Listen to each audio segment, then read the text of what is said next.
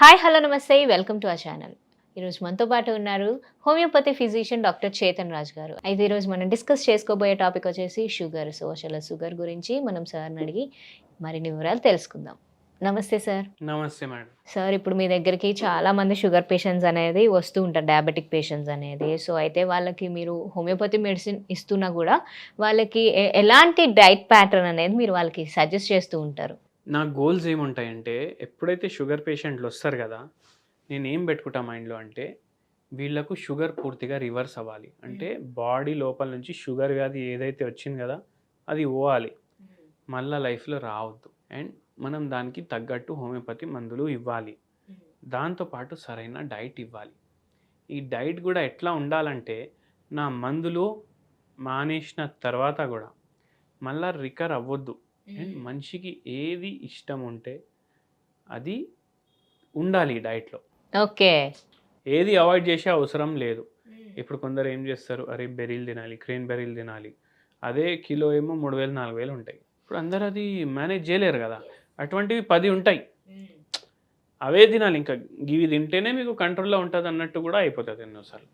ఈ డైట్ నేను ఏదైతే చెప్పబోతున్నానో ఇది ఎవరికైతే చాలా ఎక్కువ షుగర్ లెవెల్లు కూడా ఉన్నాయి కదా, వాళ్ళకు కూడా బెనిఫిట్ అవుతుంది.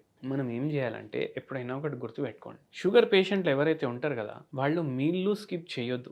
ఇప్పుడు మార్నింగ్ టిఫిన్లు తినకుండా ఉంటారు కొందరు, మధ్యాహ్నం వరకు ఆగుతారు, 3 వరకు 4 వరకు.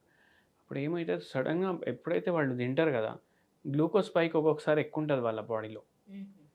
అయితే అది కంట్రోల్లో పెట్టుకుంటూ మనం కొద్ది టైంకి కొంచెం తీసుకోవాలి ఏదో ఒకటి.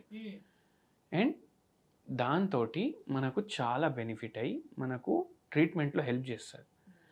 అయితే ఏం చేయాలంటే, పొద్దుగాల లేస్తాం కదా, జనరల్గా 6:30కి లేస్తారు. ఏదో నట్లు కన్జ్యూమ్ చేయాలి. ఒకరోజు బాదాంలు, ఒకరోజు అక్రోట్లు, ఓకే, ఒకరోజు పిస్తాలు, అన్సాల్టెడ్ పిస్తాలు. 5 5 5 3 రోజులు అయిపోయినాయి. మళ్ళీ మిగిలిన 3 రోజులు ఏం చేయాలంటే, మీరు కొద్దిగా మార్నింగ్ 6:30కి లేచినప్పుడు 3 days అయితే వీటి తీసుకుంటున్నారు డ్రైగా. మిగిలిన 3 రోజులు మీరు 1 కప్ మిల్క్ తీసుకోండి. ఓకే, అది కూడా స్కిమ్డ్ మిల్క్ తీసుకోండి మార్నింగ్ 6 o'clockకి. 6 days అయిపోయింది. అట్లా దీంట్లో ఏమైనా మీకు నచ్చిందంటే 7th day కూడా అదే పాటించండి. ఇంకోటి ఏంటంటే, ఒక టైం టేబుల్ రెడీ చేసుకొని పెట్టుకోండి. ఎందుకంటే టైం టేబుల్ రెడీ చేసుకొని పెట్టుకోవడం వల్ల ఏమవుతుందంటే, మీరు అది ఫాలో అవుతారు. ఇప్పుడు పిల్లలకి టైం టేబుల్ ఉంటుంది, దాని ప్రకారం వాళ్ళు బుక్కులు పెట్టుకొని పోతారు. అట్లా మనం కూడా ఫాలో చేయాలి డైట్లో. మళ్ళీ టిఫిన్లో ఏం చేయండి అంటే, దోశలు, ఇడ్లీలు మనం తింటాం, దాంట్లో రైస్ నింపుకుంటాం. అంటే రైస్ తోటే పిండి తయారు చేస్తాం. రైస్ మైనస్ చేసి కొర్రలు, జొన్నలు, రాగులు 3 రోజులకి ఇవి దోశ పిండి కోసం. మళ్ళీ ఇడ్లీ పిండి కూడా దాంతో తయారు చేసుకోవచ్చు. మీరు దీంతో ఇడ్లీలు చేసుకోవచ్చు, ఉప్మాలు చేసుకోవచ్చు, దోశలు చేసుకోవచ్చు, ఉత్తప్పాలు చేసుకోవచ్చు. అట్లా బ్రేక్ఫాస్ట్ ఏమో మిల్లెట్లు చేసుకుంటున్నాం. చట్నీ కూడా తీసుకుంటే తక్కువ తీసుకోవాలి, ఎందుకంటే దీంట్లో ఫైబర్ కంటెంట్లు ఎక్కువ ఉంటాయి. ఈ ఫైబర్ కంటెంట్లు ఎక్కువ ఉండడం వల్ల మనకు సడన్ గ్లూకోజ్ స్పైక్ రాదు. ఇప్పుడు దోశలు కూడా ఎన్ని తినాలి ఇవి ఫైబర్వి? 1 1.5. లేకపోతే ఇప్పుడు మనం ఇంటికాడ దోశలు చేసుకుంటే 3 4 5 6 కూడా తినేటోళ్ళు ఉంటారు ఇంట్లో చేసుకొని. సో అట్లా తినొద్దు, 1 1.5 తీసుకోవాలి. మళ్ళీ లంచ్ అప్పుడు మనం ఏం చేస్తామంటే, మనకు అన్ని ఫుడ్లలో మోస్ట్ ఇంపార్టెంట్ వచ్చేసి రైస్. సో రైస్ మనం మానేయం ఈ డైట్లో.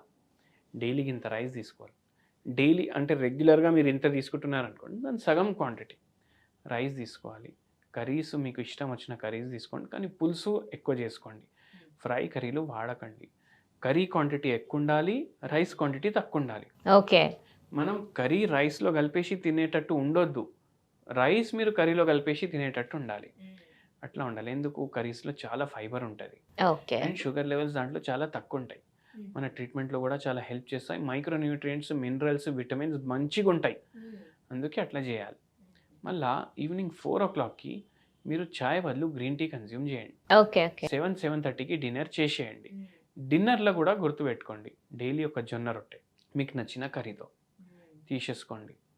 ఇవి మనం నా దగ్గర ఎవరైతే పేషెంట్లు వస్తారో వాళ్ళందరికీ మనం మొత్తం షుగర్ అది తగ్గిస్తాం కదా, వాళ్ళకి ఇచ్చే regular diet.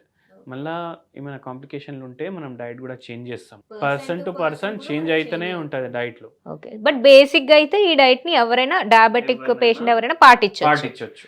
Okay. Okay. Okay. Thank you so much sir. చాలా మంచి డైట్ అనేది మన వ్యూవర్స్‌కి ఈరోజు తెలియజేశారు. సో, చాలామంది రైస్ మానేయాలి అనుకుంటారు. కానీ వాళ్ళు ఆ అవకాశం లేకుండా హ్యాపీగా మానకుండానే వాళ్ళ డైట్‌ని అనేది పాటించొచ్చు. సో, చాలా క్లియర్‌గా ఎక్స్‌ప్లెయిన్ చేశారు. Thank you so much sir. Thank you.